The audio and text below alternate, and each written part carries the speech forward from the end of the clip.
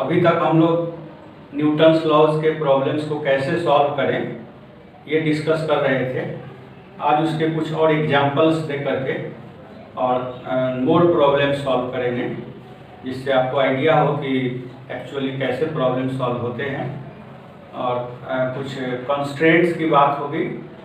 Classical mechanics में constraints एक important topic है, तो हम लोग देखेंगे कि कंस्ट्रेंट्स क्या हैं और उनके फोर्सेज क्या हैं और प्रॉब्लम को, सॉल्यूशन को किस तरह से वो प्रभावित करते हैं। तो इस कड़ी में सबसे पहले हम लोग स्टार्ट करेंगे एक स्ट्रिंग से। स्ट्रिंग या फ्लेक्सिबल चेन या रॉड, इसको अगर हम लोग सस्पेंड कर दें तो अपने वेट के कारण भी उसमें टेंशन जनरेट होता है। अगर कोई आसपास में उसमें वेट नहीं बंधा है तो खुद उसका अपना वेट ही इम्पोर्टेंट हो जाता है। तब उस हालत में उसके वेट को नेग्लेक्ट नहीं कर सकते। तो एक प्रॉब्लम हम लोग इस तरह का स्टार्ट करते हैं जिसमें 2-3 प्रॉब्लम शामिल करते हैं। इसमें स्ट्रिंग मैसिव है और किस तरह से उसके शेप का रोल आता है। जैसे आपने देखा होगा कि एक स्ट्रिंग सीधे लटका हुआ है, तो अपने वेट के कारण ये सीधा रहेगा, अर्थ इसको नीचे पुल कर रही है। तो ऐसे स्ट्रिंग में हर सेक्शन पर टेंशन किस तरह से वेरी करेगा, इसका डिस्कशन अभी हम लोग करेंगे। तो मान लें कि ये सीलिंग है और सीलिंग से एक स्ट्रिंग ऐसे सीधा लटक रहा है और स्ट्रिंग का कुछ मास होगा। और मान लेते हैं हम लोग कि ये स्ट्रिंग यूनिफॉर्म है।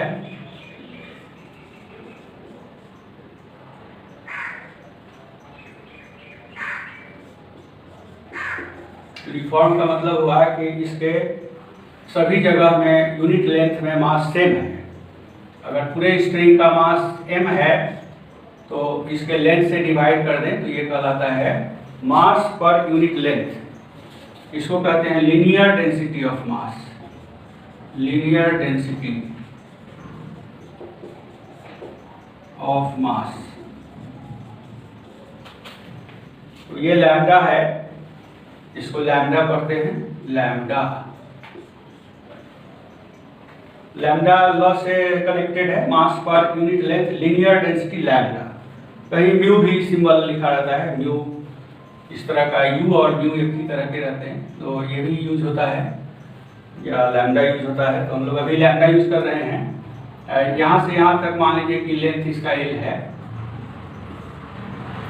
और इस पर पता करना है कि नीचे से x दूरी ऊपर में टेंशन फोर्स का वैल्यू क्या है, टी टेंशन है।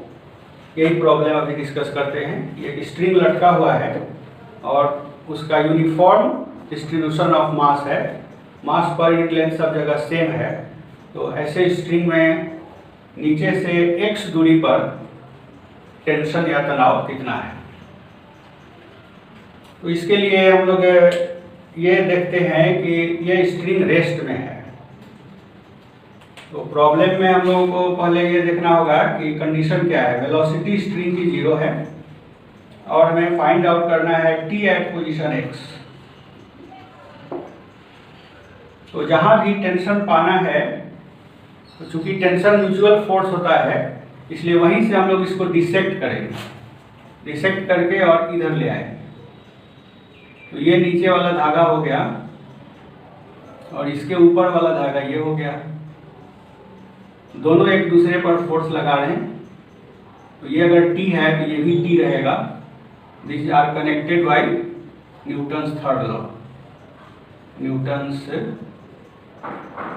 Third law of motion. अब इस स्ट्रिंग को एक सिस्टम मान लें, तो इस पर नीचे की तरफ फोर्स लग रहा है, अर्थ इसको पुल कर रही है। अब इसकी लंबाई x है तो इसका मास भी हम लोग कैलकुलेट कर सकते हैं। यूनिट लेंथ में लैम्डा मास है तो x लेंथ में कितना मास होगा। यूनिट लेंथ में लैम्डा मास है तो x लेंथ में लैम्डा x मास होगा। इसलिए x अगर इसका लेंथ है तो लैम्डा x इसका मास हो गया। और मास में अगर g से मल्टीप्लाई कर दें तो वेट हो जाता है। अर्थ कितना फोर्स लगा रही है वो मिलता है। तो lambda x g, this is the force acting downward, this is pull of the earth. तो इस बॉडी पर दो फोर्सेज लगे हैं, टेंशन ऊपर की ओर और पुल ऑफ द अर्थ नीचे की ओर, और इसकी वेलोसिटी 0 है। तो यहाँ पर अब न्यूटन का जो लॉ है वो एक्साइट करते हैं कि वेलोसिटी 0 होने पर सभी फोर्सेज का सम 0 होना चाहिए। Vector sum of all the forces acting on the particle should be 0। तो इसको सॉल्व करने के लिए हम लोग इसके बदले में एक पॉइंट बनाते हैं, this is called free body diagram. तो इसमें इस पॉइंट पर ऊपर की तरफ फोर्स T लगा और नीचे की तरफ लैम्डा एक्स जी लगा। तो ये दोनों फोर्सेस का वेक्टर सम 0 होना चाहिए। तो T plus lambda x g vector equal to 0। तो ये इक्वेशन आया न्यूटन्स फर्स्ट लॉ से, और इससे हम लोगों के पास T का वैल्यू आ जाता है, vector T is minus lambda x जी।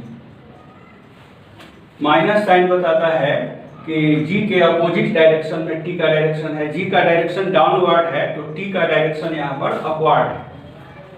तो इसलिए ये डायरेक्शन बता रहा है this whole thing is upward. अब आप लैम्डा का वैल्यू सिंपली इसमें रख देंगे तो यही आंसर हो जाएगा। Putting lambda, magnitude of tension is lambda is m/L x and g. This is the final answer. So we see that by increasing x, tension increases. As we go upward, tension increases. क्योंकि string को more and more weight संभालना पड़ रहा है। जैसे इतना दूर में इतना ही का वेट x बड़ा करें तो उतना का वेट संभालना पड़ेगा, तो लोड बढ़ जाएगा, तो टेंशन भी ऊपर वाला बढ़ जाएगा। सबसे ज़्यादा टेंशन कहाँ होगा? सीलिंग के पास, और सबसे कम 0 टेंशन होगा इस एंड पर।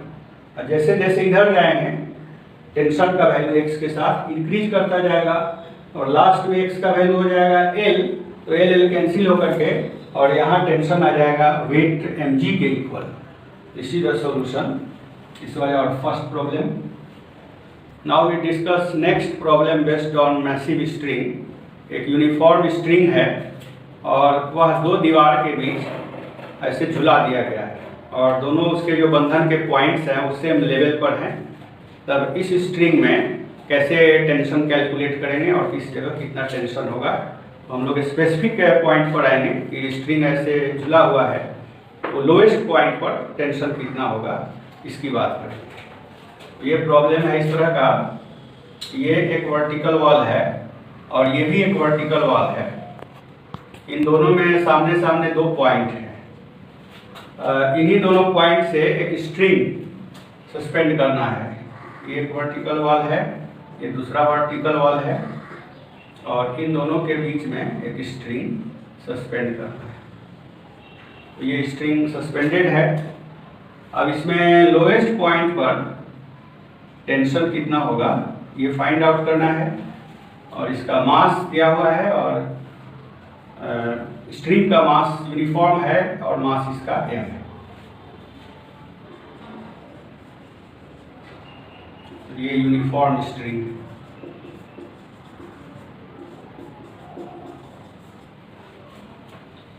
तो बीच में यहाँ पर आप जान रहे हैं कि ये स्ट्रिंग इधर से आकर के इस जगह पर अगर टेंजेंट ड्रॉ करें तो वो टेंजेंट हॉरिजॉन्टल होगा।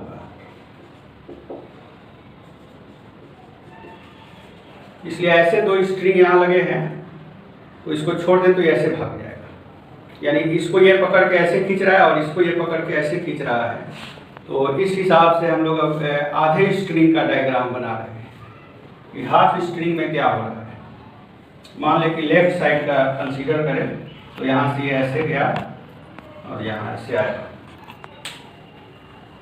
इसका कुछ कोण थीटा यहाँ पर एज्यूम कर लें कि ये थीटा एंगल है, इधर भी थीटा एंगल सिमेट्रिकल है, इसलिए दोनों तरफ का एंगल इक्वल होगा, सेम लेवल पर है। अगर लेवल ऊपर नीचे करें तब थीटा चेंज कर जाएगा, लेकिन अगर सेम लेवल पर रखते हैं तो एक ही थीटा आएगा। क्यों आएगा वो भी हम लोग बता सकते हैं। अब इसको हम सिस्टम मानते हैं, यहाँ से यहाँ तक को एक सिस्टम मान लिया। और इसके सराउंडिंग में कौन कौन है, तो ये वो वॉल है और इधर वाला स्ट्रिंग है और अर्थ है। इसके सराउंडिंग में 3 है। नीचे की तरफ फोर्स अर्थ लगा रही है, मास इसका आधा है क्योंकि आधा स्ट्रिंग हम लोग लिए हैं, तो अर्थ पुल कर रही है m/2g से, और इधर की तरफ उधर वाला स्ट्रिंग पुल कर रहा है, वो t हमें फाइंड आउट करना है, ये निकालना है। और यहाँ से दीवार इस पर फोर्स लगा रहा है। अब दीवार जो है कैसे फोर्स लगाएगा, तो स्ट्रिंग जो फोर्स लगा रही है अपनी ओर खींच रही है, तो न्यूटन्स थर्ड लॉ से दीवार उसको उतने ही फोर्स से अपनी ओर खींचेगा।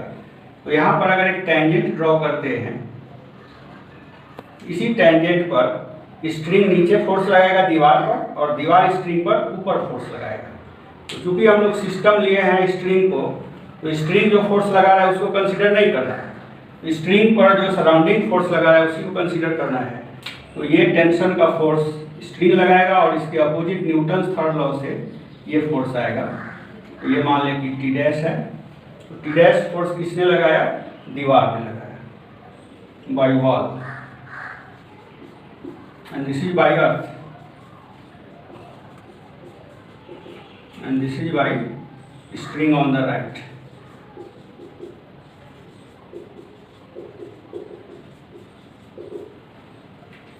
तो हमारे सिस्टम के सराउंडिंग में 1 2 3 ही ऑब्जेक्ट्स हैं और 3 फोर्सेज हैं। अब फ्री बॉडी डायग्राम बनाएंगे। इस पूरे स्ट्रिंग को एक पॉइंट मास मान लेंगे जिसका मास है m/2। इस पर नीचे की ओर फोर्स m/2g, राइट साइड में फोर्स t और ऐसे तिरछा फोर्स टी डैश लगा हुआ है। और वर्टिकल से टी डैश का एंगल देखें तो ये एंगल थीटा है और ये दोनों लाइन क्रॉस कर रहा है तो ये भी थीटा होगा। अगर दो रेखाएं एक दूसरे को काटती हैं तो अपोजिट एंगल्स या समूह कोण बराबर होते हैं। तो ऐसी हालत में वर्टिकल से इसका एंगल पता है थीटा, और इस स्ट्रिंग की वेलोसिटी 0। तो वेलोसिटी 0 होने पर फर्स्ट लॉ अप्लाई होता है। इनर्शियल फ्रेम में हम लोग हैं, तो फर्स्ट लॉ का मतलब है सारे फोर्सेज का वेक्टर सम 0। तो हमारे पास 3 फोर्सेज हैं और तीनों का वेक्टर सम मस्ट बी 0। तो ये पहले वाले प्रॉब्लम में एक ही लाइन पर फोर्सेज थे और 2 ही फोर्स थे, तो उनका वेक्टर सम 0 था, तो ऊपर वाला नीचे वाले के बराबर हो गया। लेकिन यहाँ पर एक प्लेन में फोर्सेज लाई करते हैं और उनका नंबर 3 है। तो प्लेन में जब फोर्सेज लाई करते हैं तो वेक्टर सम 0 तो होगा ही, इसलिए हम लोग टी डैश वेक्टर लिखें और टी वेक्टर लिखें और m/2 स्केलर है और g वेक्टर है। तो इन तीनों का वेक्टर सम 0। कभी 0 पर वेक्टर देना जरूरी नहीं है, कभी देते हैं कभी छोड़ भी देते हैं। अंडरस्टूड है कि ये भी 0 वेक्टर है। अब यहाँ पर ये वेक्टर इक्वेशन सॉल्व करने के लिए दो अननोन आपको दिखाई पड़ रहे हैं, इसलिए हम लोग कंपोनेंट लेकर के इसको सॉल्व कर सकते हैं। कंपोनेंट लेने में हम लोग देखते हैं किधर लेना है, एक्सिस लेना किधर इजी है। तो इसमें चूंकि वर्टिकल और हॉरिजॉन्टल फोर्सेस ज़्यादा हैं तो एक एक्सिस हम लोग एक तरफ ले लेते हैं हॉरिजॉन्टल और एक वर्टिकल ऐसे। अब देखिए इस इक्वेशन का स्केलर फॉर्म होगा कि सभी फोर्स के x कंपोनेंट का सम लें तो वो 0 आएगा और सभी फोर्स के y कंपोनेंट का सम लें तो वो भी 0 आएगा। ये वेक्टर के अलजेब्रा से आता है कि अगर सारे वेक्टर्स का जोड़ 0 है तो उनके सभी वेक्टर्स के x कंपोनेंट का जोड़ भी 0 होगा और y का जोड़ भी 0 होगा और z का भी जोड़ 0 होगा। चूंकि यहाँ प्लेन में वेक्टर्स है इसलिए 2 ही कंपोनेंट लेना सफिशिएंट है।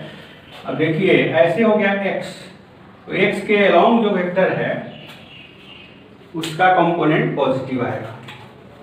सो हम लोग लिखेंगे कंपोनेंट्स टी डैश का x कंपोनेंट प्लस t का x component plus m/2 g का x कंपोनेंट इक्वल टू 0।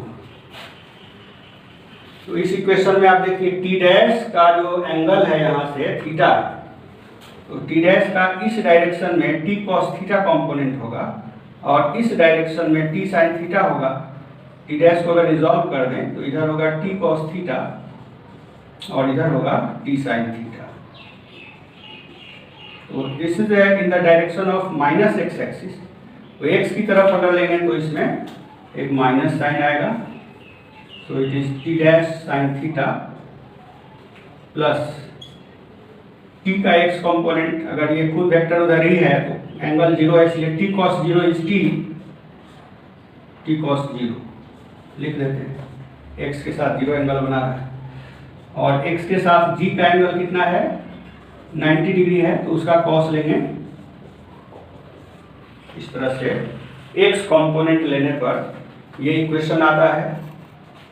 तो इस इक्वेशन को हम लोग सॉल्व करें तो minus T dash sine theta plus T equal to 0, so T equal to T dash sine theta.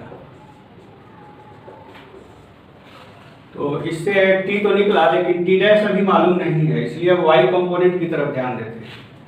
तो वाई कंपोनेंट में भी सारे वेक्टर्स का सम 0 होगा। तो इधर की तरफ वाई की तरफ टी डैश का कंपोनेंट लेंगे, taking y component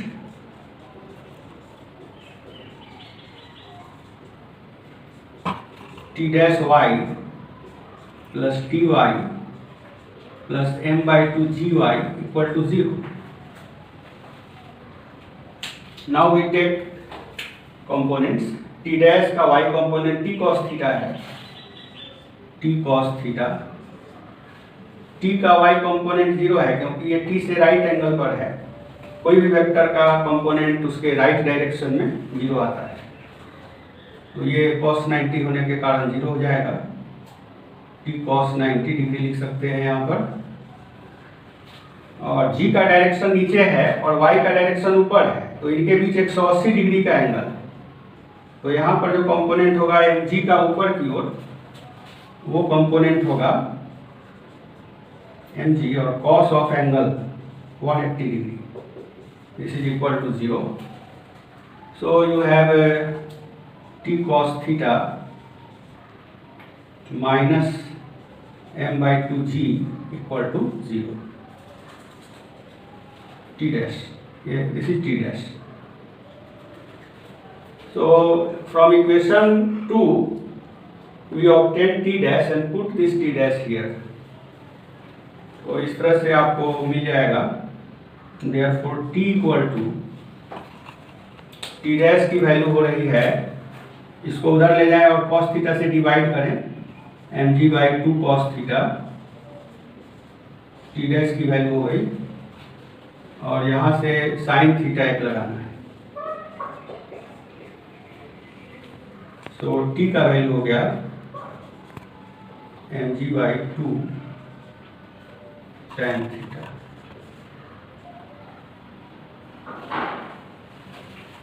this is the final answer.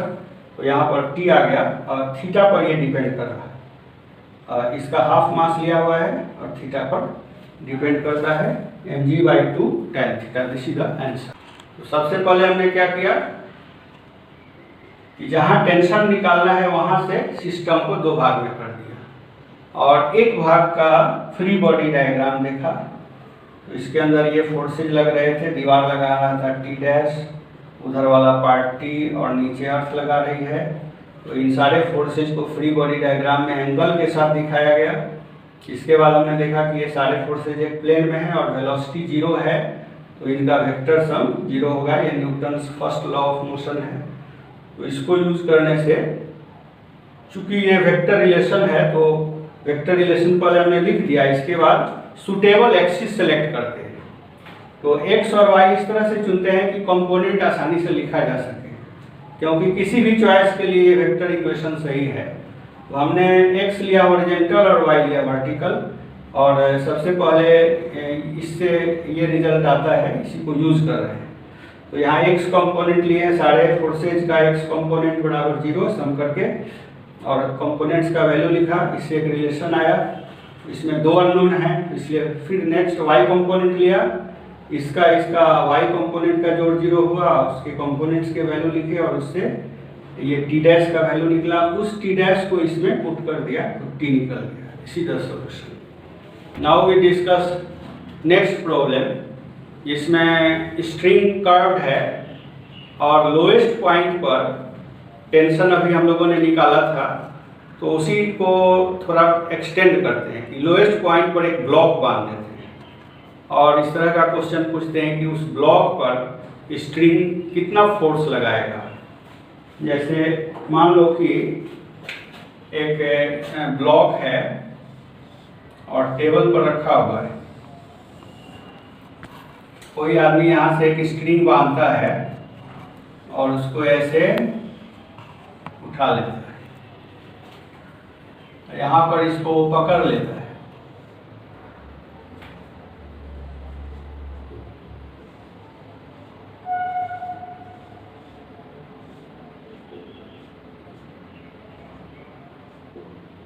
String को यहाँ पकड़ लेता है,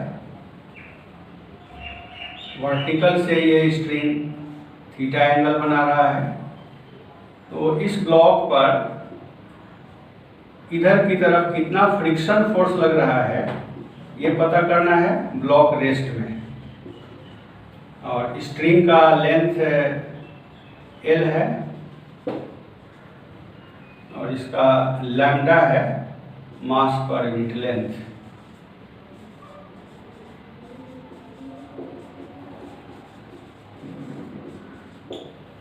तो फोकस करें थोड़ा। तो ये एक ब्लॉक है, इससे एक स्ट्रिंग बंधा है, यहाँ पर ये हॉरिजॉन्टली डायरेक्टेड है, यहाँ एंगल स्ट्रिंग का हॉरिजॉन्टल से 0 है और यहाँ से उठते हुए ये ऊपर गया है। ये आदमी इस पर कुछ फोर्स लगा रहा है। तो हमें ये पता करना है कि इस ब्लॉक को रोकने वाला जो फ्रिक्शनल फोर्स है वो कितना है। तब सिंपली आप समझ रहे हैं कि चूंकि ये ब्लॉक रुका हुआ है तो इधर जितना फोर्स है उतना ही इधर फोर्स होगा, तो इसलिए यहाँ पर टेंशन अगर हम निकाल दें तो वही टेंशन इस फ्रिक्शन के बराबर हो जाएगा। तो इसके लिए आपको दो सिस्टम लेना पड़ेगा, एक बार इसको सिस्टम लेंगे और दूसरी बार स्ट्रिंग को सिस्टम लेंगे।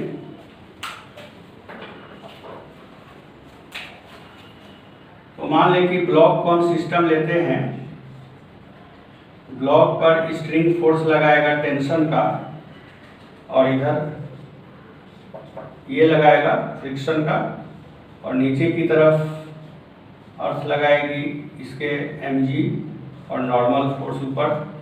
तो ये इसको बैलेंस कर रहा है और ये इसको बैलेंस कर रहा है, इसलिए यूजिंग फर्स्ट लॉ हम कह सकते हैं कि F = T। तो इसमें दोनों अननोन है, T भी अभी नहीं मालूम है और F भी नहीं मालूम है, इसलिए अब इसको सिस्टम मानकर डिस्कस करेंगे। फिर इसको सिस्टम मानेंगे तो इस पर नीचे की तरफ फोर्स लैम्डा L और G, लैम्डा L हो गया मास, ये हो गया पुल ऑफ द अर्थ,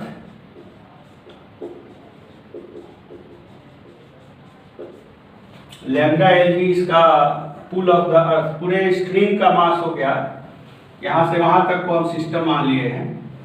हाथ इसके इन्वायरमेंट में है और ये ब्लॉक भी इन्वायरमेंट में है, तो इस पर ब्लॉक जो है उतना ही फोर्स लगाएगा जितना ये लगा रहा है ब्लॉक पर। तो ये T ऐसे डायरेक्टेड हो जाएगा स्ट्रिंग के लिए और यहाँ से मान लो कि हाथ T' लगा रहा है, वर्टिकल से ये एंगल थीटा है। तो नीचे की तरफ फोर्स हो गया लैम्डा L G, यहाँ पर ये थीटा हो जाएगा। इसकी वेलोसिटी 0 है, वेलोसिटी 0 होने पर सारे फोर्सेस का वेक्टर सम 0 आता है। तो Newton first law of motion यही कहता है, वेलोसिटी 0 हो तो सारे फोर्सेस का वेक्टर सम 0 होगा, या वेलोसिटी कांस्टेंट हो तब भी सारे फोर्सेस का वेक्टर सम 0 होगा। हम लोग इनर्शियल फ्रेम से ये सब कर रहे हैं। इसी तरह से जैसे अभी किए थे, एक्स एक्सिस और वाई एक्सिस ऐसे सेलेक्ट करेंगे तो सारे फोर्सेस का एक्स कंपोनेंट लेंगे, तो टी का आएगा -t और इसका 0 आएगा और इसका t' साइन थीटा आएगा, horizontal component taking x component.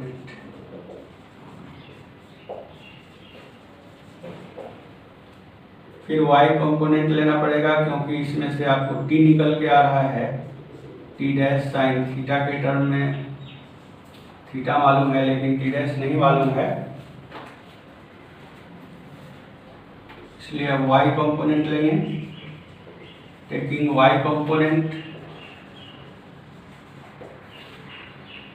y component इसका 0, इसका माइनस लैम्डा एल जी और इसका t dash cos theta.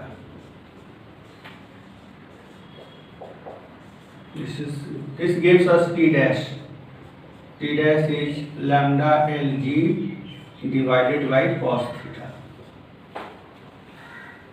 So we can solve it now. This is 1, this is 2, and this is 3. So putting the value of t dash in 2, we get t. T is lambda L G by cos theta multiplied by sin theta, so it is lambda L G tan theta. तो theta and L एक साथ है, जितना लंबा string होगा L बड़ा होगा तो ये छोटा होगा, क्योंकि ये फिक्स्ड है। तो थीटा छोटा होता जाएगा जितना लंबा स्ट्रिंग लीजिएगा। इसको हॉरिजॉन्टल रखने के लिए थीटा छोटा करना पड़ेगा। तो ये t का एक्सप्रेशन आ गया। अब इस t को इसमें पुट कर देंगे। Therefore f is equal to L lambda g tan theta. ये फाइनल आंसर हुआ। इतना ही फ्रिक्शनल फोर्स लग रहा है। तो इसमें हमने सबसे पहले क्या किया, इसका इक्वेशन ऑफ मोशन लिखा। v 0 है, सारे फोर्सेज का सम 0 है। इसके लिए तो सारे फोर्सेज का सम 0 होने से एन एम जी के भी इक्वल होगा। एक दूसरा इक्वेशन इसमें और पॉसिबल है, लेकिन इसका यूज नहीं है। तो ये एफ और टी में हम लोग इन्वॉल्व हैं। एफ कितना है ये निकालना है, तो एफ टी के बराबर है और टी अननोन है। तो टी को फाइंड आउट करने के लिए ये प्रोसेस वर्कआउट किया, तो इस तरह से एफ निकल गया। यही फोर्स ये प्लेन लगा रहा है इस ब्लॉक पर और लेफ्ट की ओर लगा रहा है। अभी तक हम लोगों ने लोएस्ट पॉइंट पर एक एंगल को 0 रखा था कि हॉरिजॉन्टली स्ट्रिंग राइज कर रहा है। अगर ये कंडीशन हटा दे तो किस तरह से इसका एनालिसिस होगा, उसके लिए एक प्रॉब्लम देखते हैं। कि ये मान लीजिए कि वर्टिकल वॉल है और ये हॉरिजॉन्टल वॉल है। इस पॉइंट से एक स्ट्रिंग आता है और इस पॉइंट पे एक काठी में बांध दिया जाता है। यह स्ट्रिंग जो है अपने वेट के कारण ही कर्व्ड है, इस पर बाहर से कोई चीज नहीं लगाया है, यूनिफॉर्म स्ट्रिंग है, अपने वेट के कारण ये कर्व्ड है। इस पॉइंट को मान लेते हैं कि ए है और यहाँ पर पॉइंट बी है। वर्टिकल से इसके एंगल्स, टेंजेंट के एंगल्स दिए हुए हैं, अल्फा और बीटा मान लें। तो इसमें टेंशन किस तरह से एक्ट करेगा और उनके बीच क्या रिलेशन होगा टेंशंस के बीच, इसको हम लोग कंसीडर करेंगे कि पॉइंट बी पर टेंशन और पॉइंट ए के टेंशन में क्या रिलेशन होगा, और बीच में कोई पॉइंट हो तो उसका टेंशन क्या होगा। मान लीजिए कि यहाँ पर सी कोई पॉइंट है, तो पॉइंट सी पर टी का वैल्यू क्या होगा। इस तरह से टेंशंस के बीच रिलेशन क्या होगा, इसकी वेलोसिटी 0 है। ये स्ट्रिंग यूनिफॉर्म है और इसका मास पर यूनिट लेंथ लैम्डा है और लेंथ एल है।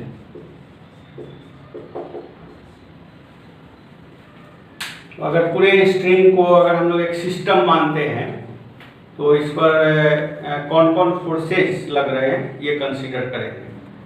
पूरे स्ट्रिंग को सिस्टम मान लें तो इसके सराउंडिंग में कौन कौन है। ये वर्टिकल वॉल यहाँ पर कनेक्टेड है, ये डायरेक्ट फोर्स लगा रहा है। यहाँ पर ये जो नेल है वो इस पर, जहाँ ये नेल के पास जंक्शन है वहाँ बंधा हुआ है, तो वो जंक्शन इस स्ट्रिंग पर डायरेक्ट फोर्स लगा रहा है और अर्थ लगा रही है फोर्स। तो 3 इसके सराउंडिंग में ऑब्जेक्ट्स हैं, वर्टिकल वॉल और ये जंक्शन जो कि वो स्ट्रिंग और दीवार का जंक्शन है, और इसके साथ अर्थ।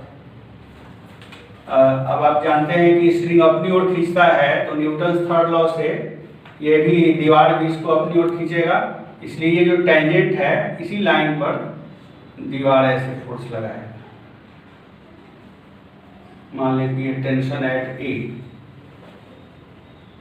और यहाँ पर स्ट्रिंग इसको अपनी ओर खींच रहा है, तो ये भी स्ट्रिंग को Newton third law of motion के अनुसार अपनी ओर खींचेगा। This is tension at B. Geometry देख लें, ये अल्फा है तो इधर वर्टिकल से ये अल्फा हो जाएगा, और इधर की तरफ ये बीटा है तो ये बीटा हो जाएगा। इस तरह से एंगल्स दिख रहे हैं कि वर्टिकल से ये अल्फा एंगल इधर लग रहा है, और वर्टिकल से ये बीटा एंगल इधर लग रहा है। एक फोर्स और लग रहा है जो अर्थ लगा रही है, और वो है लैम्डा एल जी, ये पुल ऑफ द अर्थ है। अब इन तीनों फोर्सेज को हम लोग फ्री बॉडी डायग्राम में शो करेंगे। तो ये हो गया स्ट्रिंग के बदला में एक डॉट। इस पर मान लें कि ये वर्टिकल डायरेक्शन है और ये हॉरिजॉन्टल डायरेक्शन है। वर्टिकल से ये अल्फा एंगल और टी ए लग रहा है, और वर्टिकल से बीटा एंगल इस साइड में टीबी लग रहा है। अब ये अल्फा बीटा में कौन बड़ा है कौन छोटा है, वो प्रॉब्लम के अंदर ही डिस्कस हो जाएगा। ये यूजुअली हम देख रहे हैं कि ये बड़ा है, थोड़ा ये बड़ा बनाते हैं, और ये हो गया बीटा। एक वर्टिकली डाउनवर्ड फोर्स अर्थ लगा रही है, this is downward force L G, lambda L G. इन सभी फोर्सेज के कारण ये सिस्टम बैलेंस्ड है, फोर्सेज आर बैलेंस्ड। तो आप इसमें सिंपली एक्स एक्सिस और वाई एक्सिस ड्रॉ करके फोर्सेज के बैलेंसिंग को दिखा सकते हैं। तो इससे एक रिलेशनशिप आ जाएगा कि अगर एक्स कंपोनेंट लेते हैं तो इसका एक्स कंपोनेंट होगा टीवी साइन बीटा, और इसका एक्स 0 होगा, और इसका एक्स इधर की तरफ होगा टी ए साइन अल्फा, और एक्स इधर है तो उसमें माइनस आ जाएगा, T A sine alpha equal to 0। So T B sine beta equal to T A sine alpha. ये एक रिलेशन आता है। हॉरिजॉन्टल कंपोनेंट ऑफ फोर्सेस दोनों जगह बराबर है। यहाँ जितना हॉरिजॉन्टल फोर्स है उतना ही यहाँ हॉरिजॉन्टल फोर्स है। इसी तरह से आप इस पार्ट सेगमेंट को लेकर देख सकते हैं कि चूंकि इसका हॉरिजॉन्टल मोशन नहीं है, तो जितना फोर्स हॉरिजॉन्टल है उतना ही हॉरिजॉन्टल यहाँ होगा। तो ये हम कह सकते हैं कि horizontal component of tension does not change in going from A to B और B to A. Horizontal component of tension is constant। तो ये एक रिजल्ट हो गया टेंशन के वेरिएशन का कि हॉरिजॉन्टल कंपोनेंट कांस्टेंट है। अब वर्टिकल कंपोनेंट की बात करें तो मान लें कि यहाँ से s लेंथ है, इस जगह पर टेंशन ऐसे लग रहा है, वर्टिकल से एंगल थीटा है। अब एस लेंथ के स्ट्रिंग को पार्टिकल मान लें तो इसका मास हो जाएगा S into lambda, length into lambda mass हो गया, और इसमें जी से मल्टीप्लाई करें तो ये डाउनवर्ड फोर्स हो जाएगा, और इसका टी का जो कंपोनेंट है इधर की ओर, यहाँ टी टेंशन मान लें तो टी कॉस थीटा इसको बैलेंस करेगा, और टी साइन थीटा जो होगा वो इधर की ओर लगेगा, टी साइन थीटा, और यहाँ से टी बी साइन बीटा लगा हुआ है इधर की ओर। चलिए इसको मिटा के हम लिख देते हैं नीचे, ये हो गया टी बी साइन बीटा। तो हॉरिजॉन्टल फोर्सेज और वर्टिकल फोर्सेज बैलेंस करने पर T sine theta is T B sine beta, horizontal component constant है, और वर्टिकल कंपोनेंट है T cos theta which is equal to lambda s g. अब जैसे जैसे आप लैम्डा बढ़ाएंगे, एस बढ़ाएंगे, जैसे जैसे ऊपर जाएंगे एस बढ़ता जाएगा। तो ये हॉरिजॉन्टल कंपोनेंट तो कांस्टेंट है, लेकिन vertical component is not constant, it increases in going from B to E, increases as we go from B to A, क्योंकि इसमें S इन्वॉल्व है और स्ट्रिंग का जितना लोड होगा टेंशन बढ़ता जाएगा, ऊपर जाके सबसे ज़्यादा टेंशन होगा, नीचे में सबसे कम टेंशन होगा। ये इसका प्रॉपर्टी है, इसमें जो भी अननोन होगा इससे हम लोग फाइंड आउट कर सकते हैं। अभी तक आपने कुछ मैसिव स्ट्रिंग के एग्जांपल्स का स्टडी किया, अब इसके आगे और भी प्रॉब्लम्स डिस्कस करना है, इसमें पुली रहेगा और ब्लॉक्स रहेंगे, रॉड्स, स्ट्रिंग और ये सारे चीज़ रहेंगे। तो मोशन को जो सीमित करते हैं उन्हीं ऑब्जेक्ट्स को कंस्ट्रेंट्स बोलते हैं। जैसे दो ब्लॉक है और दोनों को बांध दिया गया, तो बांध देने से अब दोनों के बीच का डिस्टेंस नहीं बदलेगा, तो इसने मोशन को सीमित कर दिया। तो ये स्ट्रिंग जो है वो कंस्ट्रेंट है और टेंशन यहाँ पर कंस्ट्रेनिंग फोर्स है। उसी तरह से ब्लॉक को जब टेबल पर रख देते हैं तो अब ब्लॉक टेबल को छेद करके नीचे नहीं जाएगा, इसलिए यह एक कंस्ट्रेंट हो गया, अब ये नीचे नहीं जा सकता है। तो जब भी इसका मोशन होगा हॉरिजॉन्टल प्लेन के अलोंग होगा, तो यहाँ पर टेबल एक कंस्ट्रेंट हो गया और जो नॉर्मल फोर्स लगा वह फोर्स ऑफ कंस्ट्रेंट कहलाता है। तो टेंशन भी फोर्स ऑफ कंस्ट्रेंट कहलाता है और जो नॉर्मल फोर्स है वह भी फोर्स ऑफ कंस्ट्रेंट कहलाता है। तो ये किस तरह से मोशन को या एक्सेलरेशन को प्रभावित करेंगे, इसको नेक्स्ट वीडियो में हम लोग कंसीडर करेंगे। पुलीज, स्ट्रिंग्स, बंदर, ये सब चढ़ाएंगे। Thank you.